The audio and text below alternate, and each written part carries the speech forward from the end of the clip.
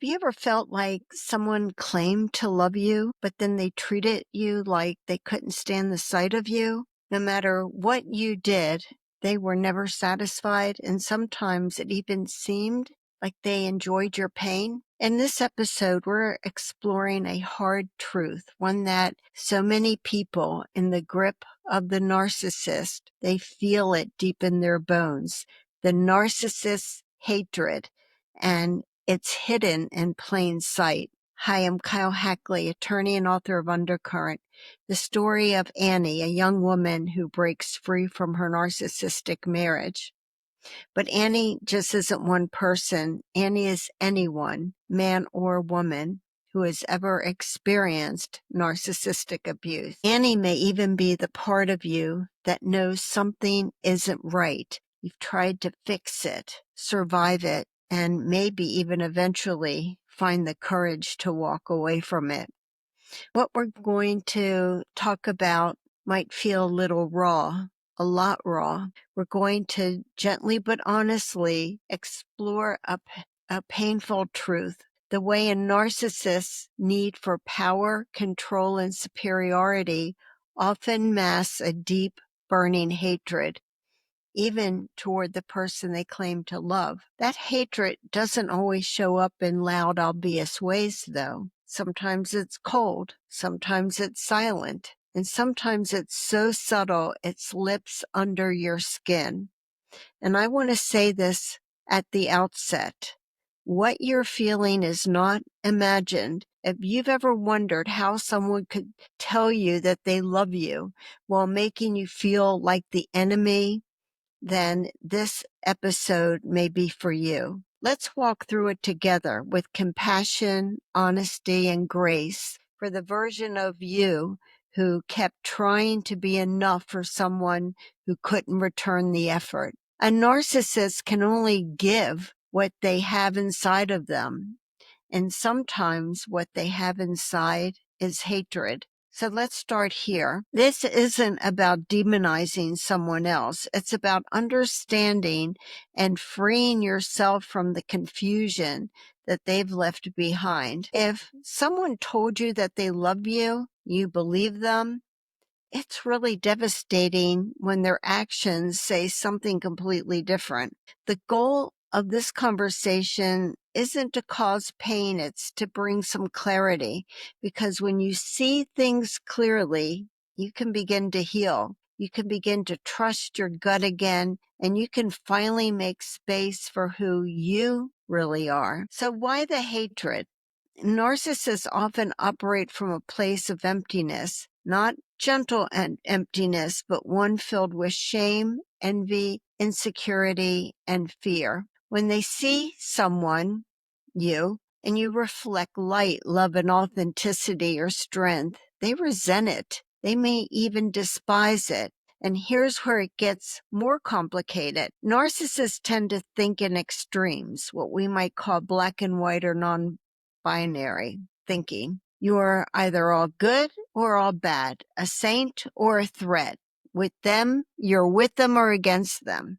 That rigid mindset makes it impossible for them to see nuance. And when things don't go their way, or when you begin to think for yourself, they flip you from ideal to enemy. They become negative, pessimistic, and toxic. And because they always believe that they're right, they feel justified in their mistreatment. That's how hatred takes root, and that's how they keep feeding their illusion of control. Some narcissists go even further. They cross a line, not just emotionally, but psychologically. There's a kind of sadistic edge to it. A quiet pleasure in your pain, really a twisted satisfaction in watching you break down. I don't know, maybe they mocked you after hurting you, or maybe you confided in them and then later they used that against you.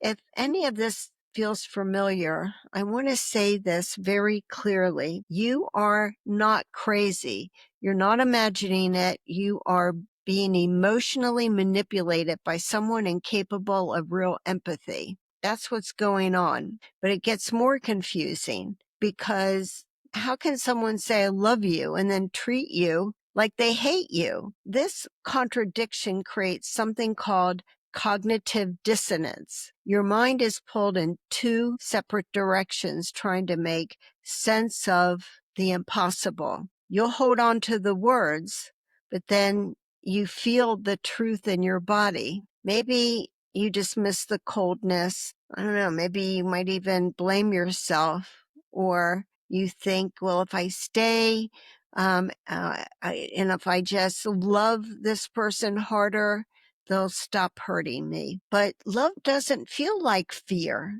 And real love doesn't feel like hate. If this is resonating, I want to tell you something else. You don't deserve it. You didn't cause it, and you weren't wrong to believe that the person loved you.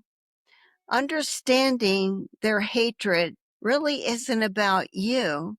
It's about what the narcissist lacks inside. It's one of the most powerful steps toward healing. It's not going to erase the pain, but it will release you from the need to fix it, justify it, or to just keep carrying it around with you. You are not the problem, and you were never the problem. You are simply the mirror that they can't stand to look into. And there's something else. I want you to know that if you've been through this, you need to know you're brave. You're worthy of the kind of love that heals, not harms. And if no one has told you this today, you need to hear this. You are not broken, and you are not alone.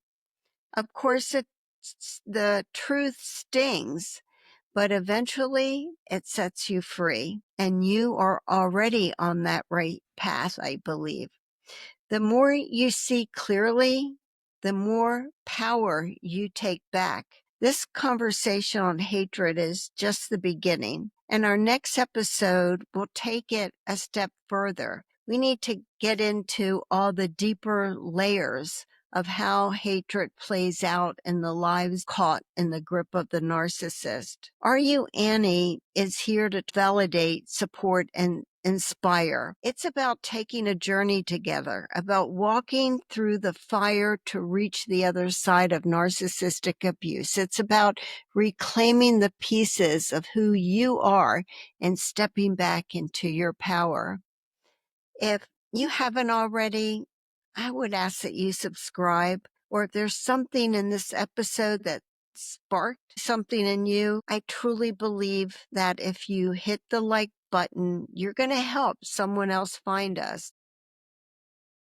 When you share your story, you're not just speaking for yourself, you are lighting the way for someone else. And I may not know you personally, but I believe I know your story because I know Annie. The details are always going to be different, but the patterns are the same. And if you see yourself in Annie's journey, just know that we see you. As always, I want you to remember that you're not just a survivor, you're a warrior against narcissistic abuse. You are stronger than you ever knew you could be, and that you are tenacious. And I never want you to give up on your dream or what's important to you. Thank you so much for listening, and let's continue this journey together. Until next time, bye.